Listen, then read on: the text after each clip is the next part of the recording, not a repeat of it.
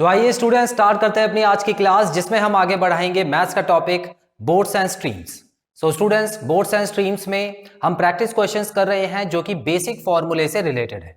सो आज की क्लास में भी मैं कुछ नए क्वेश्चंस लेके आया हूं जो कि बेसिक फॉर्मूला अप्लाई करने से बड़े आराम से आप कर पाएंगे। सो आइए देखते हैं स्टूडेंट्स किस तरह के क्वेश्चंस आज की क्लास में हम करने वाले हैं।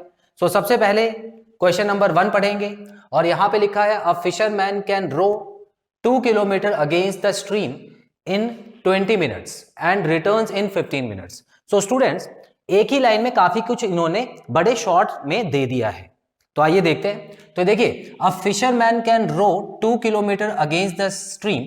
यहां पर देखिए 2 किलोमीटर लिखा है, किलोमीटर पर आवर नहीं लिखा, तो इसको आप स्पीड से कंफ्यूज मत करना। ये आपको डिस्टेंस दिया हुआ है कि एक फिशरमैन 2 किलोमीटर का डिस्टेंस ट्रेवल करता है और अगेंस्ट द स्ट्रीम। अगेंस्ट मतलब क्या होता है स्टूडेंट्स? खिलाफ, है ना। अगेंस्ट का मतलब क्या होता है? खिलाफ। तो खिलाफ मतलब अप स्ट्रीम की यहां पे बात हो रही है। देख लो, यहां पे नए नए वर्ड्स यूज हो रहे हैं। तो अप स्ट्रीम ट्रेवल कर रहा है 2 किलोमीटर कितनी देर में? 20 मिनट्स में।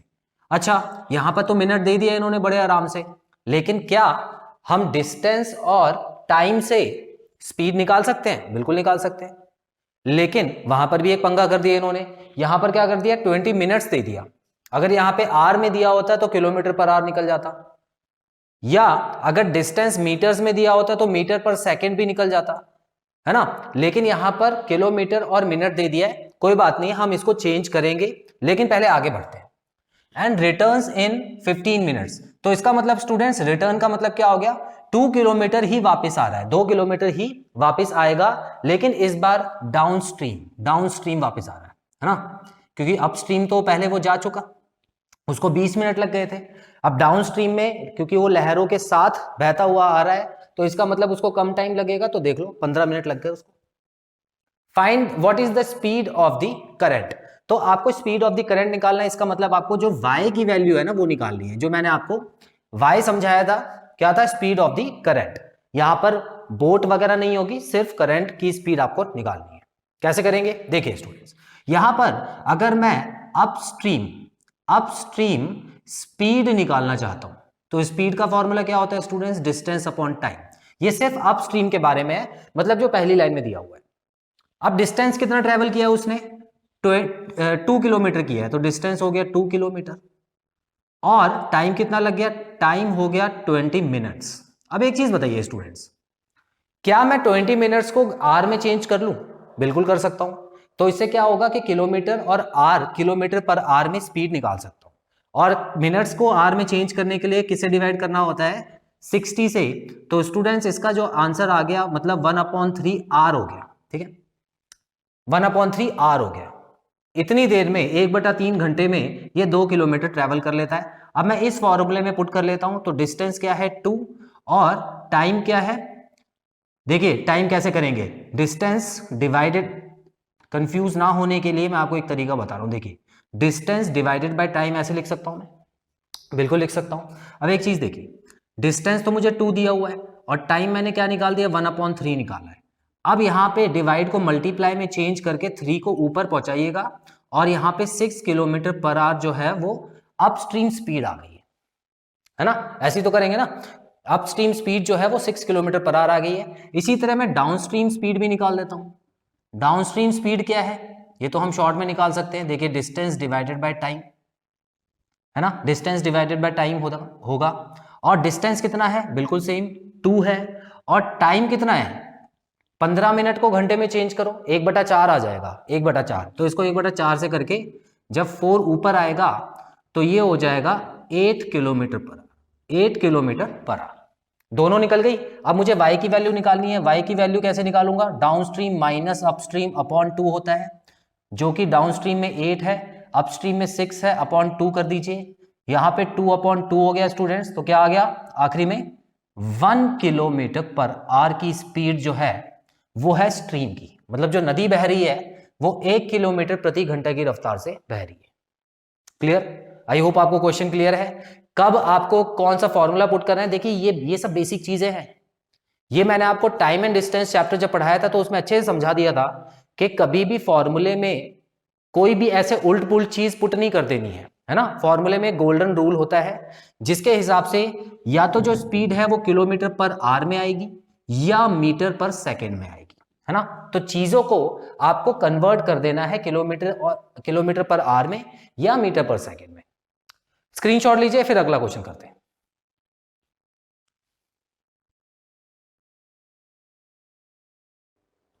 सो स्टूडेंट्स, क्वेश्चन 2 की तरफ बढ़ते हैं। अ boat goes 6 kilometre per hour in still water. तो स्टूडेंट्स यहां पे क्योंकि स्टिल वाटर आ गया है, और मैंने आपको हमेशा बताया जब भी स्टिल वाटर है तो इसका मतलब आपको ये जो स्पीड दी हुई है ये है x, ठीक है, ये x की जगह आपको लिखनी है। It takes thrice as much time in covering the same distance against the current.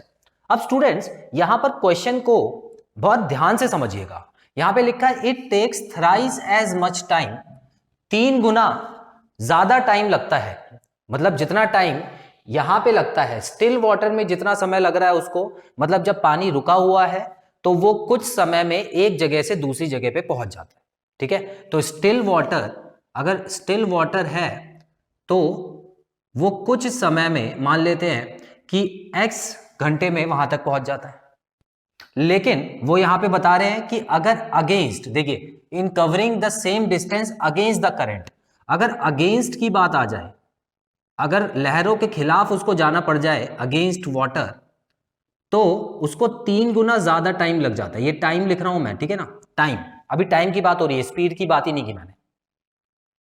तो यहां पर देखिए कंफ्यूजन क्या हो जाती है बच्चों को। अभी तक जो हमने इससे पहले वाले पार्ट्स में क्वेश्चन किए हैं स्टूडेंट्स, वहां पर 2 चीजों के बीच में रिलेशन दिया होता था, एक तो अगेंस्ट मतलब अपस्ट्रीम और डाउनस्ट्रीम के बीच में।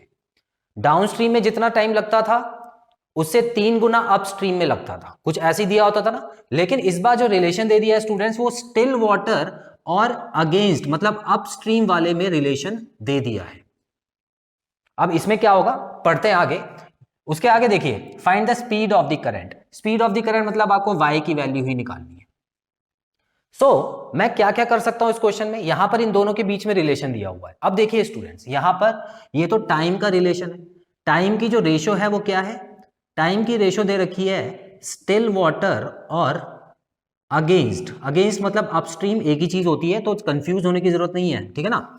स्टिल वाटर और अगेंस्ट में टाइम का जो रेशो दिया हुआ है वो दिया हुआ है x और 3x। क्या ये बात सही है? तो मैंने आपको बताया था जो टाइम का रेशो होता है उसका उल्टा स्पीड का रेशो होता है। स्पीड का रेशो क्या हो गया, 3x रेशो x। इसका मतलब अगर स्टिल वाटर में वो इस स्पीड से जा रहा है, देखिए स्टिल वाटर में ज्यादा तेजी से जाएगा ना, क्योंकि लहरों के खिलाफ तो वो धीरे धीरे जाएगा, तो ये लहरों के खिलाफ मतलब अगेंस्ट में इतनी स्पीड होगी और स्टिल वाटर में इतनी स्पीड होगी। इतना क्लियर है स्टूडेंट्स? तो यहां पर स्पीड की रेशो तो मैंने निकाल दी। अब रेशो क्या मुझे सही में निकालने की जरूरत थी? देखिए यहां पर मुझे x की वैल्यू तो दे ही रखी है ना। देखिए यहां पर स्टिल वाटर मतलब हो गया कि मुझे इसकी वैल्यू दे रखी है 6। अगर ये 3 है तो ये 1 है, अगर ये 2 होता, अगर ये 6 है तो ये कितना हो जाएगा, ये 2 हो जाएगा। कितना हो जाएगा, 2 हो जाएगा। तो इसका मतलब जाहिर सी बात है कि ये speed of boat in still water 6 kilometre per hour है। तो जो अगेंस्ट वाटर मतलब अपस्ट्रीम स्पीड आपको दे रखी है 2 kilometre per hour, 2 kilometre per hour. तो अपस्ट्रीम स्पीड निकाल दी मैंने। अब क्या निकाल सकता हूं मैं, सीधा y नहीं निकाल सकता। यहां पर ये मत सोचना कि सीधा y निकल जाएगा, पहले डाउनस्ट्रीम स्पीड भी निकालनी पड़ेगी। अब देखिए स्टूडेंट्स, सिंपल सा फॉर्मूला यूज कर रहा हूं। x की वैल्यू मैं कैसे निकालता था, डाउनस्ट्रीम प्लस अपस्ट्रीम अपॉन 2, ऐसे ही निकालता था ना।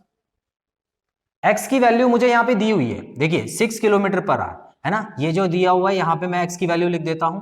और d की जगह क्या लिख दूं, d तो मुझे निकालना ही है। अपस्ट्रीम की जगह मैं क्या लिखूं, अपस्ट्रीम स्पीड दे रखी है 2 अपॉन 2, तो इसको अगर मैं सॉल्व करूंगा तो ये हो गया 12 में से 2 गए तो 10 किलोमीटर पर आवर आ गई डाउनस्ट्रीम स्पीड।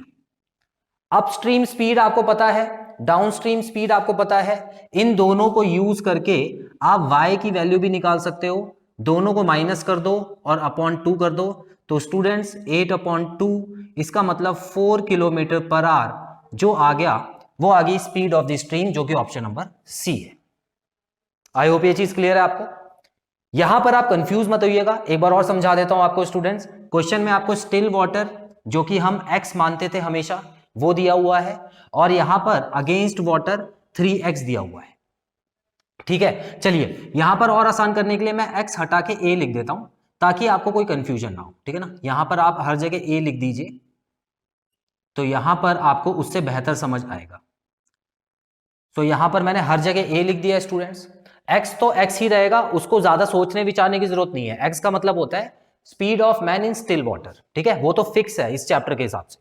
अब देखिए यहां पर टाइम दिया हुआ है कि अगर स्टिल वाटर में इतना टाइम लगता है तो अगेंस्ट में 3 गुना ज्यादा टाइम लग जाता है। टाइम की रेशो a और 3a दी हुई है तो स्पीड हो जाएगा इसका उल्टा। मतलब स्पीड अगर स्टिल वाटर में ज्यादा तेज है तो अगेंस्ट में जाहिर सी बात है स्पीड कम होगी। तो इस रेशो की जो वैल्यू है देखिए कैसे निकालेंगे। ये जो आपको दिया हुआ है ये स्पीड तो आपको दी हुई है ना, देखिए 6 kilometre per hour. Still water की स्पीड आपको 6 दी हुई है, तो 3 की जगह अगर 6 है तो 1 की जगह क्या होगा, 2 होगा, जाहिर सी बात है। तो इस तरह से मैंने अपस्ट्रीम स्पीड निकाल दी। अपस्ट्रीम क्यों बोलेंगे इसको, क्योंकि ये अगेंस्ट वाली स्पीड निकाल रहा हूं। तो अपस्ट्रीम निकल चुकी है, x मेरे पास पहले से ही है, तो मैं डाउनस्ट्रीम स्पीड निकाल दूंगा इस वाले फॉर्मूले को यूज करके। डाउनस्ट्रीम जैसी ही आती है उसके बाद मैं y निकाल सकता हूं। क्लियर, इंपॉर्टेंट क्वेश्चन है, इसको नोट कर लीजिए, अच्छे से समझ लीजिए, उसके बाद मैं अगला क्वेश्चन करता हूं।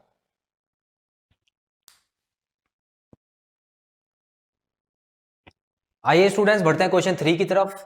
The speed of a motor boat to that of the current is in ratio 36:5। तो स्टूडेंट्स यहां पर आपको एक रेशो दी हुई है और ये रेशो किन दो चीजों के बीच में है। The speed of the motor boat मतलब सिर्फ मोटर बोट की स्पीड, मतलब स्टिल वाटर की स्पीड जिसको हम x मान के चलते थे, वो आपको दिया हुआ है 36। असली में 36 नहीं है, क्यों, क्योंकि रेशो में हमेशा असली नंबर नहीं होते लेकिन कंपैरिजन होता है। तो अगर x 36 है तो y 5 है, और y क्या होता है, स्पीड ऑफ द करंट। ठीक है, तो यहां पर दोनों चीजों के बीच में आपको रेशो दी हुई है। तो स्पीड ऑफ मैन जो आपको दिया हुआ है वो 36 है, और रेशो स्पीड ऑफ करंट या स्पीड ऑफ स्ट्रीम जो आपको दिया हुआ है वो है 5। ठीक है, तो दो चीज आपको समझ आ गई। The boat goes along with the current in 5 hours 10 minutes। So students along with का मतलब होता है साथ साथ। तो जब बोट करंट के बिल्कुल साथ जा रही है इसका मतलब डाउन स्ट्रीम जा रही है अगर, तो उसको कितना टाइम लग रहा है, 5 घंटे 10 मिनट लग रहे हैं अगर साथ में जा रही है। तो आपको निकालना है कि अगर बोट वापस आती है तो उसको कितना समय लग जाएगा, मतलब अगर अगेंस्ट चलती है बोट तो उसको कितना समय लग जाएगा। तो यहां पे देखिए टाइम दिया हुआ है और यहां पे कोई आपको टाइम से स्पीड वगैरह भी नहीं निकालनी। ठीक है, ये क्वेश्चन बहुत सिंपल है, हालांकि देखने में थोड़ा मुश्किल है, लेकिन जब मैं करूंगा तो आपको अच्छे से समझ आएगा। ध्यान दीजिएगा स्टूडेंट्स, देखिए यहां पर आपको दो चीजें दी है, एक तो स्पीड ऑफ मैन और स्पीड ऑफ करंट, ये आपको क्लियर है। अच्छा एक चीज मुझे बताइए कि अगर मुझे इन दोनों से अपस्ट्रीम स्पीड निकालनी होती, ठीक है, तो मैं कैसे निकालता, याद कीजिए। मैंने आपको पहले जब बेसिक फॉर्मूले बताए थे तो मैंने आपको बताया था कि अगर x और y आपको दोनों दिया होता है तो अपस्ट्रीम कैसे निकालते हैं, दोनों को माइनस करके। ठीक है, तो 36 माइनस 5 करके, अपॉन 2 मत कीजिएगा, इसमें अपॉन 2 नहीं होगा, वो तो तब होता है जब अपस्ट्रीम डाउनस्ट्रीम दी होती है और आपको x और y निकालना होता है। क्लियर, तो यहां पर इसकी जो स्पीड आ गई वो 31 मान लेते हैं। अच्छा डाउनस्ट्रीम स्पीड भी मैं निकाल सकता हूं, बिल्कुल निकाल सकता हूं। डाउनस्ट्रीम स्पीड कैसे निकालूंगा, इन दोनों को प्लस करके, 36 + 5 हो गया 41। तो स्टूडेंट्स यहां पर दोनों की जो स्पीड है वो निकल आई है। हालांकि ये क्योंकि रेशो में था तो ये भी रेशो में ही रहेगा, लेकिन अभी के लिए फिलहाल समझने के लिए काफी है कि अपस्ट्रीम स्पीड इतनी थी, डाउनस्ट्रीम स्पीड इतनी थी, स्पीड निकाल दी। ठीक है, अपस्ट्रीम डाउनस्ट्रीम स्पीड निकाल दी मैंने। अब एक चीज देखिए, अपस्ट्रीम स्पीड और डाउनस्ट्रीम स्पीड की रेशो क्या है, रेशो है 31:41। ये स्पीड की बात हो रही है, याद रखना किसकी बात हो रही है, स्पीड की, टाइम की बात नहीं हो रही, लेकिन टाइम की बात करनी है, क्यों, क्योंकि यहां पे क्वेश्चन में टाइम दिया हुआ है। अब एक चीज बताओ स्टूडेंट्स, स्पीड में जब ये रेशो है तो मैंने आपको हमेशा बताया है कि अगर मैं टाइम की रेशो निकालूंगा तो बिल्कुल उल्टी हो जाएगी, अपस्ट्रीम और डाउनस्ट्रीम, ठीक है ना, डाउनस्ट्रीम। तो अगर मैं टाइम की बात करूं स्टूडेंट्स, तो टाइम इसको 41 लगेगा, तो अपस्ट्रीम डाउनस्ट्रीम में सिर्फ 31 लगेगा, क्योंकि डाउनस्ट्रीम में आदमी जल्दी पहुंच जाएगा, अपस्ट्रीम में टाइम ज्यादा लगेगा। तो टाइम की बात कर रहा हूं यहां पे। इतना समझ आ गया? आधे से ज्यादा काम खत्म हो गया। तो जब भी रेशो दी हो तो समझ लेना, सबसे पहले तो आपको क्या करना है, माइनस करके अपस्ट्रीम निकालनी है, प्लस करके डाउनस्ट्रीम स्पीड निकाल देनी है। और क्योंकि स्पीड की रेशो को पलट के टाइम की रेशो निकाल सकते हैं, तो ये निकाल लेना। अब एक चीज सोचिए स्टूडेंट्स, यहां पर जो 5 घंटे 10 मिनट दिया हुआ है, ध्यान से देखिएगा क्या कर रहा हूं। 5 घंटे और 10 मिनट को अगर मैं पूरे को जोड़ूं तो क्या हो जाएगा, ये 300 मिनट हो गए। 300 मिनट और 10 मतलब 310 मिनट। तो 310 मिनट को मैं फ्रैक्शन रूल से अब करूंगा। फ्रैक्शन रूल किस तरह से लगाऊंगा, इन दोनों को यूज करूंगा फ्रैक्शन में, क्योंकि ये भी टाइम है और ये भी टाइम है, तो मैं इस तरह से यूज कर सकता हूं। अब एक चीज सोचिए स्टूडेंट्स, फ्रैक्शन रूल में हम लोग क्या 2 स्टेप देखते थे कि कौन से 2 नंबर होंगे। तो भाई 2 नंबर तो हमको मिल गए, ठीक है ना। ये क्या है, ये टाइम ही तो है, ये टाइम है। अब एक चीज बताइए स्टूडेंट्स, चलिए आपको 2 तरह से करके दिखाता हूं, फ्रैक्शन रूल से भी कर देता हूं और वैसे भी हो जाएगा। एक चीज बताइए, ये डाउनस्ट्रीम टाइम, ये टाइम डाउनस्ट्रीम का क्या है, 31 है ना, रेशो के हिसाब से। अच्छा, इसकी वैल्यू अगर 310 है, जो कि है सही में, ये देखिए डाउनस्ट्रीम टाइम की जो वैल्यू है वो 310 है, क्वेश्चन में दिया हुआ है। तो इसकी वैल्यू कितनी हो गई भाई, 410 हो गई, खत्म बात। रेशो के हिसाब से ही तो चलना है ना। तो टाइम की रेशो निकाल दी मैंने, और ये जो टाइम था उससे सीधा आंसर निकल गया, क्योंकि ये जो टाइम दिया हुआ था वो डाउनस्ट्रीम का टाइम था। तो 31 की जगह 310 है, तो 41 की जगह 410 हो जाएगा। तो ये आपका आंसर आ चुका है ऑलरेडी, ठीक है। लेकिन अगर फ्रैक्शन रूल से करेंगे वो भी दिखा देता हूं। देखिए, मुझे पता है कि 2 नंबर मेरे पास है 41 और 31, और ये कौन सा टाइम है, ये है डाउनस्ट्रीम का टाइम, डाउनस्ट्रीम है ना। तो अपस्ट्रीम का टाइम जो होगा वो ज्यादा ही होगा, क्योंकि अपस्ट्रीम तो लहरों के खिलाफ होती है, तो वो तो ज्यादा ही आंसर आएगा। तो ज्यादा आने के लिए क्या करना है, 41 को ऊपर 31 को नीचे, ये काट दो, 410 ऐसे भी आ जाएगा, 410 डायरेक्ट रेशो से भी आ जाएगा। 410 मिनट की बात हो रही है, तो इसको अगर हम घंटे में जब चेंज करेंगे तो इसको 60 से डिवाइड कर देना स्टूडेंट्स, तो आपका जो आंसर आएगा वो आएगा 6 hours 50 minutes, मतलब 6 घंटे 50 मिनट में वो वापस आ सकता है अपस्ट्रीम।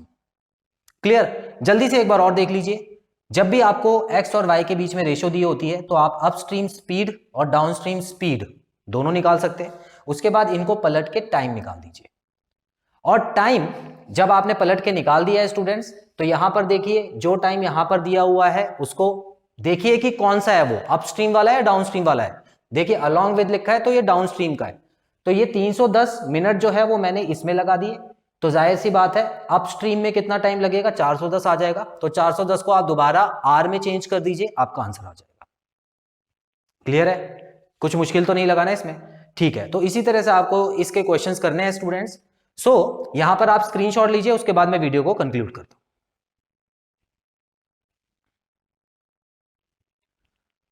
तो स्टूडेंट्स यहां पे खत्म होता है हमारा बोर्ड्स एंड स्ट्रीम्स का ये पार्ट। आई होप इस पार्ट में कराए गए सभी क्वेश्चंस आपको क्लियर हैं और कोई भी डाउट नहीं है।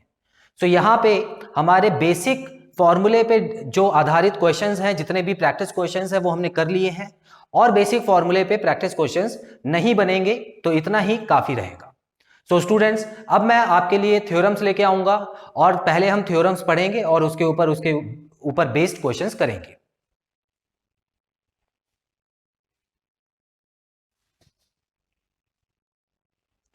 तो स्टूडेंट्स यहां पे खत्म होता है हमारा बोर्ड्स एंड स्ट्रीम्स का ये पार्ट। आई होप इस पार्ट में कराए गए सारे क्वेश्चंस आपको क्लियर हैं और कोई भी डाउट नहीं है। सो बहुत जल्द अगले पार्ट में मिलते हैं। और इतना भी आपको बताना चाहूंगा कि सभी प्रैक्टिस क्वेश्चंस जो कि बेसिक क्वेश्चंस थे वो हमने कर लिए हैं। अब थ्योरम्स की बारी है, और धीरे धीरे हम एक एक करके थ्योरम्स पढ़ेंगे और उस पर बेस्ड क्वेश्चंस करेंगे। So till then students, take very good care of yourselves, have a nice time, God bless you, bye bye.